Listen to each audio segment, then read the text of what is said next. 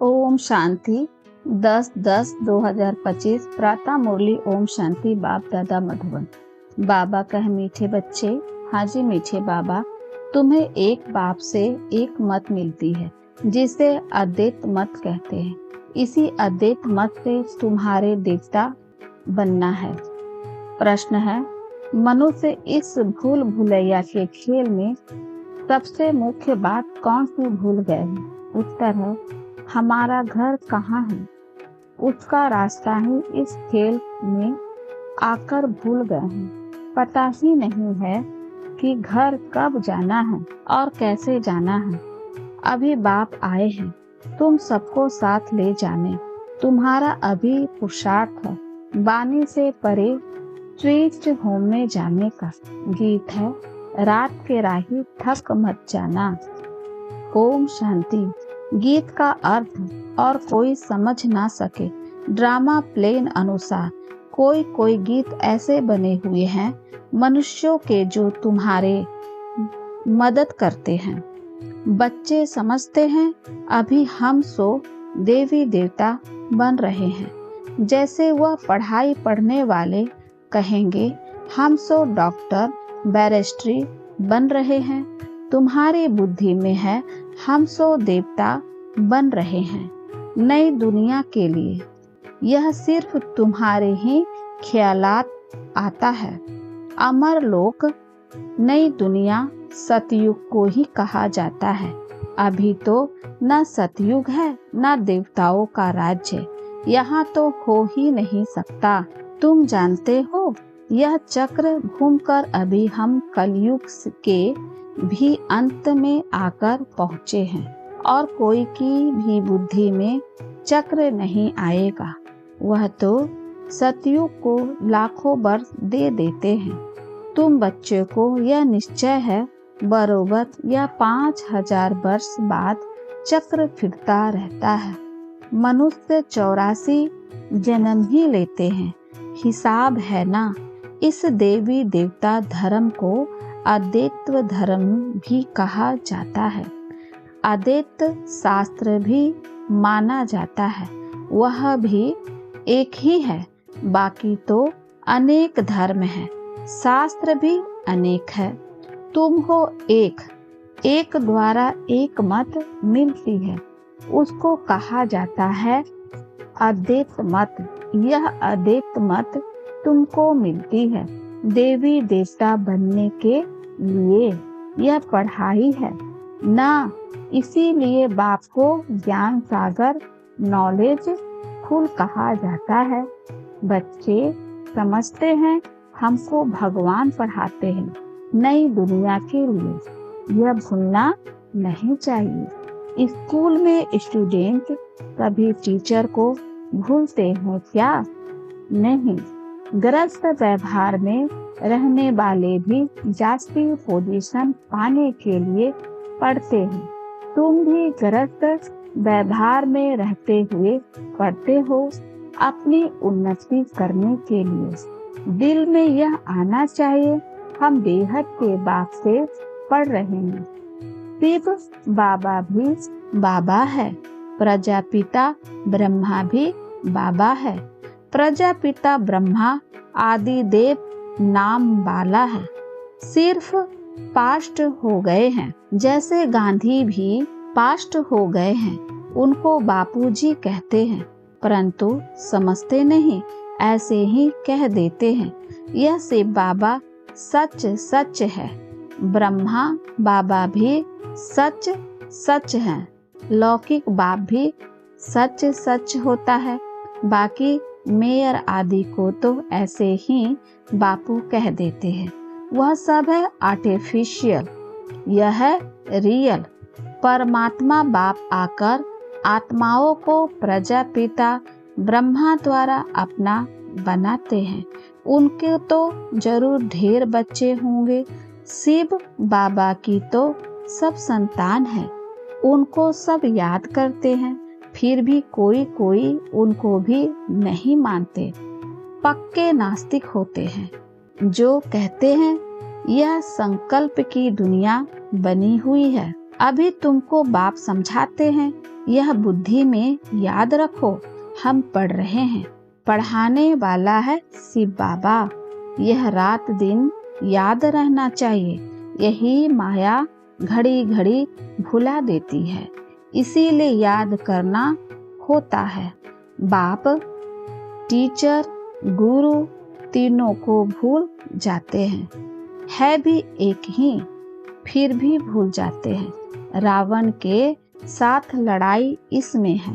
बाप कहते हैं, हे आत्माएं, तुम सतो प्रधान थी, अभी तमो प्रधान बनी हो। जब शांति धाम में थी तो पवित्र थी। प्यूरिटी के बिगर कोई आत्मा ऊपर में रह नहीं सकती। इसीलिए सब आत्माएं पतित पावन बाप को बुलाती रहती है। जब सभी पतित तमो प्रधान बन जाते हैं, तब बाप आकर कहते हैं, मैं तुमको सतो प्रधान बनाता हूँ। तुम जब शांति धाम में थे तो वहाँ सब पवित्र थे। अपवित्र आत्मा वहाँ कोई रह न सके। सबको सजाए भोग कर पवित्र जरूर, पवित्र बनने बिगर कोई वापिस जा न सके। भल कोई कह देते हैं, ब्रह्मा में लीन हुआ, फलाना ज्योति ज्योत समाया। यह सब है भक्ति मार्ग की अनेक मतें। तुम्हारी यह है अद्वैत मत। मनुष्य से देवता तो एक बाप ही बना सकते हैं। कल्प कल्प बाप आते हैं पढ़ाने। उनकी एक्ट हूबहू कल्प पहले मुआफिक ही चलती है। यह अनादि बना बनाया ड्रामा है ना। सृष्टि चक्र फिरता रहता है। सतयुग, त्रेता, द्वापर, कलयुग, फिर है यह संगम युग। मुख्य धर्म ही है यह। डीटिज्म, इस्लामिज्म, बुद्धिज्म, क्रिश्चियनिज्म, अर्थात जिसमें रजाई चलती है। ब्राह्मणों की रजाई नहीं है, न कौरवों की रजाई है। अभी तुम बच्चे को घड़ी घड़ी याद करना है बेहद के बाप को। तुम ब्राह्मणों को अभी समझा सकते हो। बाबा ने बहुत बार समझाया है। पहले पहले ब्राह्मण चोटी है। ब्रह्मा की वंशावली पहले पहले तुम हो, यह तुम जानते हो। फिर भक्ति मार्ग में हम ही पूज्य से पुजारी बन जाते हैं। फिर अभी हम पूज्य बन रहे हैं। वह ब्राह्मण गृहस्थी होते हैं, न कि सन्यासी। सन्यासी हठयोगी है। घर बार छोड़ना हठ है ना। हठयोगी भी अनेक प्रकार के योग सिखलाते हैं। जयपुर में हठ योगियों का भी म्यूजियम है। राजयोग के चित्र है नहीं। राजयोग के चित्र है ही यहाँ दिलवाड़ा में। इनका म्यूजियम तो है नहीं। हठयोग के कितने म्यूजियम हैं। राजयोग का मंदिर यहाँ भारत में ही है। यह है चैतन्य। तुम यहाँ चैतन्य में बैठे हो। मनुष्यों को कुछ भी पता नहीं कि स्वर्ग कहाँ है। दिलवाड़ा मंदिर में नीचे तपस्या में बैठे हैं। पूरा यादगार है। जरूर स्वर्ग ऊपर ही दिखाना पड़े। मनुष्य फिर समझ लेते हैं कि स्वर्ग ऊपर में है। यह तो चक्र फिरता रहता है। आधा कल्प के बाद स्वर्ग फिर नीचे चला जाएगा। फिर आधा कल्प स्वर्ग ऊपर आएगा। इनकी आयु कितनी है कोई जानते नहीं। तुमको बाप ने सारा चक्र समझाया है। तुम ज्ञान लेकर ऊपर जाते हो। चक्र पूरा होता फिर नए सिर चक्र शुरू होगा। यह बुद्धि में चलना चाहिए। जैसे वह नॉलेज पढ़ते हैं तो बुद्धि में किताब आदि सब याद रहते हैं ना। यह भी पढ़ाई है। यह भरपूर रहना चाहिए, भूलना नहीं चाहिए। यह पढ़ाई बूढ़े जवान बच्चे आदि सबको हक है पढ़ने का। सिर्फ अल्प को जानना है। अल्प को जान लिया तो बाप की प्रॉपर्टी भी बुद्धि में आ जाएगी। जानवर को भी बच्चे आदि सब बुद्धि में रहते हैं। जंगल में जाएंगे तो भी घर और बछड़े याद आते रहेंगे। आप ही ढूंढ कर आ जाते हैं। अब बाप कहते हैं, बच्चे मामेकम याद करो और अपने घर को याद करो जहाँ से तुम आए हो। पाट बजाने आत्मा को घर बहुत प्यारा लगता है। कितना याद करते हैं, परंतु रास्ता भूल गए हैं। तुम्हारी बुद्धि में है हम बहुत दूर रहते हैं, परंतु वहाँ जाना कैसे होता है, क्यों नहीं हम जा सकते हैं, यह कुछ भी पता नहीं है। इसीलिए बाबा ने बताया था भूल भुलैया का खेल भी बनाते हैं। जहाँ से जाए दरवाजा बंद। अभी तुम जानते हो इस लड़ाई के बाद स्वर्ग का दरवाजा खुलता है। इस मृत्यु लोक से सब जाएंगे। इतने सब मनुष्य नंबरवार धर्म अनुसार और पाठ अनुसार जाकर रहेंगे। तुम्हारी बुद्धि में यह सब बातें है। मनुष्य ब्रह्म तत्व में जाने के लिए कितना माथा मारते हैं। वाणी से परे जाना है। आत्मा शरीर से निकल जाती है तो फिर आवाज नहीं रहता। बच्चे जानते हैं हमारा तो वह स्वीट होम है, फिर देवताओं की है स्वीट राजधानी, अद्वैत्व राजधानी। बाप आकर राजयोग सिखलाते हैं, सारी नॉलेज समझाते हैं, जिसके लिए भक्ति में शास्त्र आदि बैठ बनाए हैं। अभी तुमको वह शास्त्र आदि नहीं पढ़ना है। उन स्कूलों में बुढ़िया आदि नहीं पढ़ती, यहाँ तो सब पढ़ते हैं। तुम बच्चे अमर लोक में देवता बन जाते हो। वहाँ कोई ऐसे अक्षर नहीं बोले जाते हैं जिससे किसी की गलानी हो। अभी तुम जानते हो स्वर्ग पास्ट हो गया है, उनकी महिमा है। कितने मंदिर बनाते हैं, उनसे पूछो यह लक्ष्मी नारायण कब होकर गए हैं, कुछ भी पता नहीं है। अभी तुम जानते हो हमको अपने घर जाना है। बच्चों को समझाया है ओम का अर्थ अलग है और सो हम का अर्थ अलग है। उन्होंने फिर ओम सो हम सो का अर्थ एक कर दिया है। तुम आत्मा शांति धाम में रहने वाली हो, फिर आती हो पाट बजाने। देवता क्षत्रिय वैश्य शूद्र बनते हैं। ओम अर्थात हम आत्मा। कितना फर्क है, वह फिर दोनों को एक कर देते हैं। यह बुद्धि से समझने की बातें हैं। कोई पूरी रीति समझते नहीं है तो फिर झुटका खाते रहते हैं। कमाई में कभी झुटका नहीं खाते। वह कमाई तो है अल्पकाल के लिए, यह तो आधा कल्प के लिए है। परंतु बुद्धि और तरफ भटकती है तो फिर थक जाते हैं, उबासी देते रहते हैं। तुमको आंखें बंद करके नहीं बैठना चाहिए। तुम तो जानते हो आत्मा अविनाशी है, शरीर विनाशी है।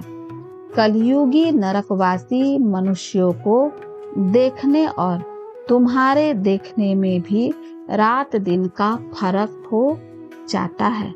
हम आत्मा बाप द्वारा पढ़ते हैं, यह कोई को पता नहीं।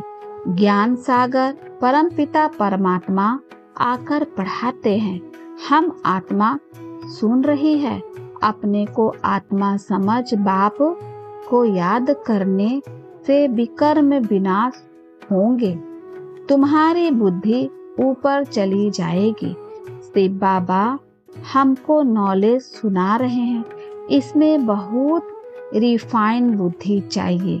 रिफाइन बुद्धि करने के लिए बाप युक्ति बताते हैं।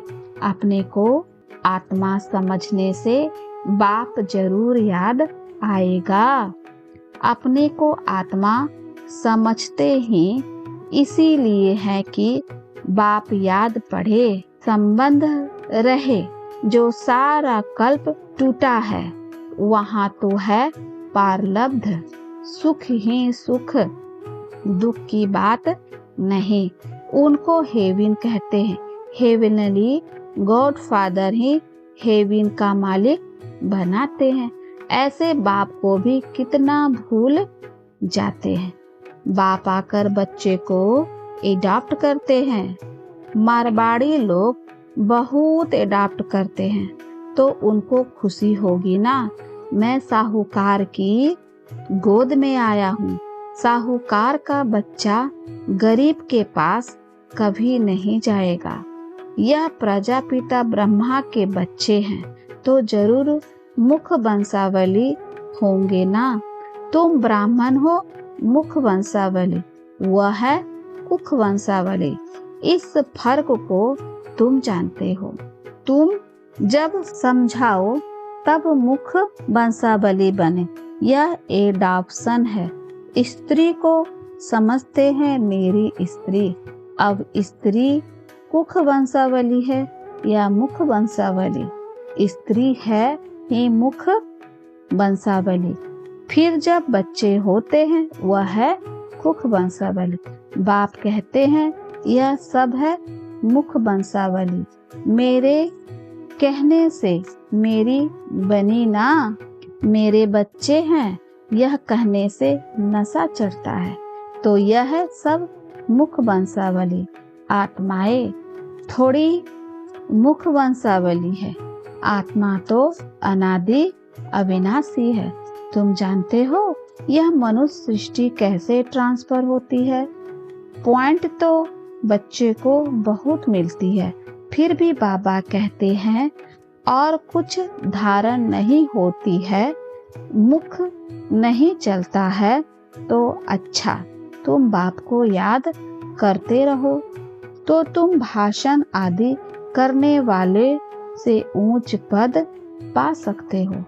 भाषण करने वाले कोई समय तूफान में गिर पड़ते हैं, वह गिरे नहीं। बाप को याद करते रहे तो जास्ती पद पा सकते हैं। सबसे जास्ती जो विकार में गिरते हैं तो 5 मार मंजिल से गिरने से हड्डी गुड्डी टूट जाते हैं। 5वीं मंजिल है देह अभिमान, 4थी मंजिल है काम, फिर उतरते आओ। बाप कहते हैं काम महाशत्रु है। लिखते भी हैं बाबा हम गिर पड़े, क्रोध के लिए ऐसे नहीं कहेंगे कि हम गिर पड़े। काला मुंह करने से बड़ी चोट लगती है, फिर दूसरों को कह ना सके कि काम महाशत्रु है। बाबा बार बार समझाते हैं क्रिमिनल आंखों की बहुत संभाल करनी है। सतयुग में नंगन होने की बात ही नहीं। क्रिमिनल आई होती नहीं, सिविल आई हो जाती है। वह है सिविलियन राज्य। इस समय है क्रिमिनल दुनिया। अभी तुम्हारी आत्मा को सिविलाइज मिलती है जो 21 जन्म काम देती है। वहाँ कोई भी क्रिमिनल नहीं बनते। अब मुख्य बात बाप समझाते हैं। बाप को याद करो और 84 के चक्र को याद करो। यह भी वंडर है। जो श्री नारायण है वही अंत में आकर भाग्यशाली रथ बनते हैं। उनमें बाप की प्रविष्टता होती है तो भाग्यशाली बनते हैं। ब्रह्मा सो विष्णु, विष्णु सो ब्रह्मा। यह 84 जन्मों की हिस्ट्री बुद्धि में रहनी चाहिए। अच्छा, मीठे मीठे सिकलद्दे बच्चों प्रति माता पिता बाप दादा का याद प्यार और गुड मॉर्निंग। रूहानी बाप की रूहानी बच्चों को नमस्ते। हम रूहानी बच्चों की रूहानी माता पिता बाप दादा को याद प्यार और नमस्ते बाबा, नमस्ते बाबा, शुक्रिया बाबा, शुक्रिया बाबा, शुक्रिया। धारणा के लिए मुक्तसार है। पहला, बाप की याद से बुद्धि को रिफाइन बनाना है। बुद्धि पढ़ाई से सदा भरपूर रहे। बाप और घर सदा याद रखना है और याद दिलाना है। दूसरा है, इस अंतिम जन्म में क्रिमिनल आई को समाप्त कर सिविल आई बनानी है। क्रिमिनल आँखों की बड़ी संभाल रखनी है। वरदान है, दातापन की स्थिति और समाने की शक्ति द्वारा सदा विघ्न विनाशक समाधान स्वरूप भव। दातापन की स्थिति और समाने की शक्ति द्वारा सदा विघ्न विनाशक समाधान स्वरूप भव। विघ्न विनाशक समाधान स्वरूप बनने का वरदान विशेष 2 बातों के आधार से प्राप्त होता है। पहला, सदा स्मृति रहे कि हम दाता के बच्चे हैं, इसीलिए मुझे सबको देना है। रिगार्ड मिले, स्नेह मिले, तब स्नेही बने, नहीं मुझे देना है। दूसरा है, स्वयं के प्रति तथा संबंध संपर्क के सर्व के प्रति समाने की शक्ति स्वरूप सागर बनना है।